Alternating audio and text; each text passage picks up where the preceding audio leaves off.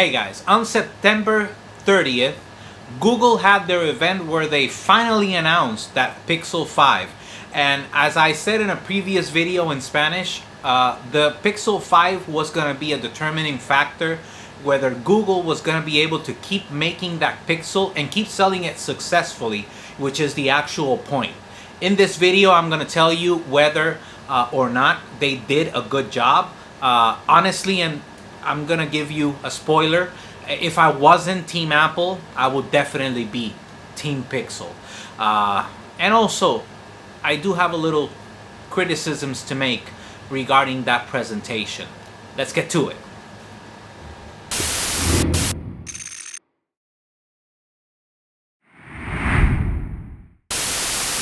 Alright, to start, I just gotta get this out of the way. I'm gonna be mentioning it often, but it's Google's fault.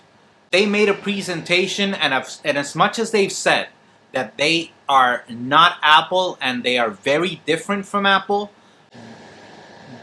they sure do a lot of things that are very similar and use colors that are very similar, not to say, just because I don't want to say identical. Also, regarding the presentation, oh my God. Google has got to, I'm pretty sure they have actors who are paid sponsors. They got to get somebody to do the presentation. It was a half hour, but it was excruciating for a half hour. The people sounded like robots, and again, I'm sorry to compare, but it's an obvious comparison. The Apple events, they are way too long. Just so we're clear, they're way too long. But the people, when they talk to you, they sound like actual people. They sound engaging. They excite you regarding what they're talking about. It's not like, oh, I'm reading off this script. This is what I'm reading. The Google Pixel is such an awesome phone. You get it? I mean, it's not natural. So without any additional complaining, I'm going to start letting you know regarding those products that they announced. Okay, starting with the Chromecast with Google TV. This device, it will cost you $50. It's a very cheap. It's here to compete with Roku, the Amazon Fire Stick, and obviously Apple TV. It indicates that its newest feature is that you will finally be able to have everything in just one app. You won't have to be doing this thing of opening and closing apps in order for you to watch what you want. So if, for example, you want to watch the latest episode of The Mandalorian, you don't have to open Disney Plus. But if after that, if after a few episodes you want to go and rewatch Game of Thrones, you have to open the HBO Max app. This does it all in just one app. And that sounds so familiar. Let's keep going. The next thing Google announced was their Google Nest Audio. It's a new speaker that they have, and again, you're going to hear it all the time during this video. It's a direct competitor for the HomePod. They wanted to make a speaker that was both small with big sound. It's the HomePod. It's a competitor for the HomePod, and they also wanted to make it a smart speaker. Obviously, their biggest selling point is that it's going to sound better than Google Home Mini. Then again, you don't need too much of an effort to sound better than the Google Home Mini. But it's going to have the connectivity for you to be able to use it with all your other Google devices, especially with the Nest system. And honestly, the Nest system is great. It's a great system. The criticism that I do have with the Google Home Audio, the colors. Again, not to want to compare, but there's just no way that you can't. This speaker has the same color scheme or the same options and colors as the iPad Air, as the new iPad Air that they announced. So, as much as you guys don't want to be compared to them, you guys do everything in order to be compared to them. Let's just hope that, obviously in the Assistant, the Google Assistant is obviously a lot better by years than Siri, but you still, it's a comparison.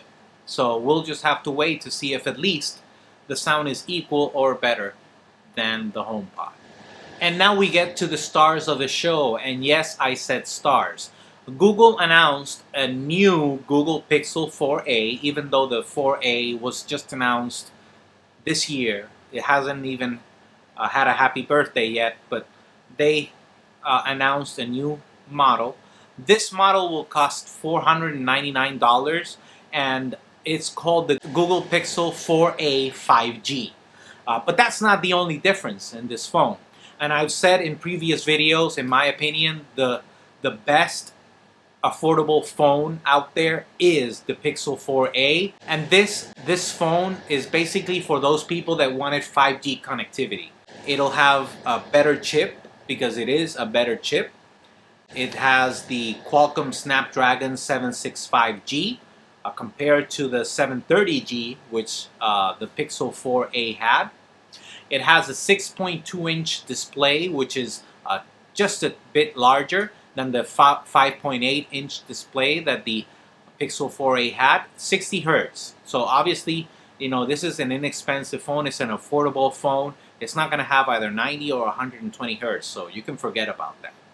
It has a 38-hour milliamp hour battery, which is very good compared to the 1,340 milliamp hour battery that the previous version of the Pixel 4a had.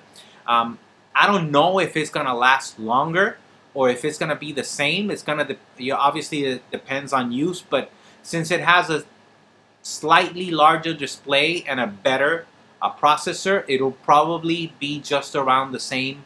And those 5G antennas, they do take up a lot of the battery. And honestly, I don't know. I'll discuss the 5G thing later. The new Pixel will have 6 gigabytes of RAM and 128 gigabytes of storage. So the storage stays the same. It's just one storage, one color is still the black. There will be no additional storage options. So that which you pay the amount for is what you get. It has the same cameras as the previous Pixel 4a, a 12 megapixel main camera and a 8 megapixel selfie cam. It'll be able to record 1080p video up to 240 frames per second for that nice slow motion. It's not 4K, but you know, again, it is an inexpensive phone, and I don't think it's really necessary for you to do that. It does bump up the frames per second up to 240.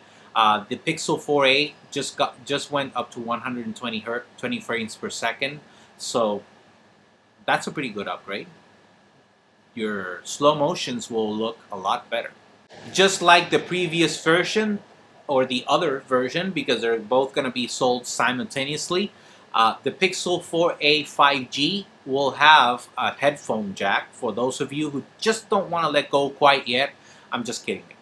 For those of you who still have your headphones out there and want to plug it into your headphone jack, Pixel 4a 5G and the Pixel 4a are the devices for you. And obviously, the power connectivity is the USB-C. No wireless charging, just like the previous version. So, in conclusion, the Pixel 4a is a slight upgrade from the previous version. Slightly bigger bezels, which give you a slightly larger screen. A better chip, so that's a bit of a better upgrade, or a slight, or the biggest significant upgrade. And the 5G connectivity, in my opinion, you know, we're stuck at home right now, or we should be. So I don't, and there's not a lot of 5G connectivity out there. So I don't think it's really necessary for you to have 5G just yet. I understand the obsession with 5G and that everything is going towards 5G, but I honestly don't see it. Overall, great phone. Honestly, great phone. Still, even though that it's a bit more expensive than the previous version, it's still a great phone. Last but certainly not least is the Pixel 5a. As I stated before, it was going to be very important for Pixel to do something that was game-changing with this phone. And they proved that you can have a flagship without having to pay $1,000. And right now, that's pretty big. It's a great phone. It doesn't have the highest chip, which I'll discuss the specs later on, but it's still a great phone. which is what you really need. Also, the phone looks modern. I mean, the iPhone has looked dated for a while. So this phone makes it look even more dated. And the iPhone is $1,000 phone if you want the Pro. And this one is its Pixel's flagship, and it's $700. So automatically you're saving $300 right there. The Pixel 5, we go now to the specs. It'll have a 6-inch display up to 90 Hz and refresh rate. It doesn't have quite the buttery smoothness of 120, but it's still a lot better than Apple's 60. The Pixel 5a has a 4,000 milliamp hour battery. It will come with 8 gigabytes of RAM and 128 gigabytes of storage. That'll be default, but it has the ability for you to be able to put in micro SD, and from there, obviously, depending on the capacity that you can get, sky's the limit in storage. The processor will be the Qualcomm Snapdragon 765G. I know it's the same phone as the Pixel 4a 5G, but remember, you get stock Android. It doesn't need for you to have the latest chip in order to work just perfect. And that's what I like about Google, but I'll discuss that at the end. The new Pixel will have a 12 megapixel camera in the front, and it'll also have finally an ultra-wide lens of 60 megapixels. And as much as Google said in its last presentation that telephoto was it, not ultra-wide. Oh well, I guess. The selfie camera will be 8 megapixels. The video, this is very important. Video recording will be up to 4K at 60 frames per second, and it will record 1080p up to 240 frames per second. The Google Pixel 5 will have just a USB-C, no headphone jack. So obviously you will need to either have the converter or USB-C headphones in order to be able to listen to your music. Or most probably the reason why they're doing it is for you to buy the wireless headphone. Finally, my opinion, if I wasn't Team Apple, I would be Team Pixel or Team Google. I don't know how you say it. It is the closest thing to the Apple ecosystem as you would get. It has the Nest system is great, as I stated before. The Pixel is stock Android, which is what I like the most, which means you will get the most years of upgrade. So the newer versions, you will be able to get them.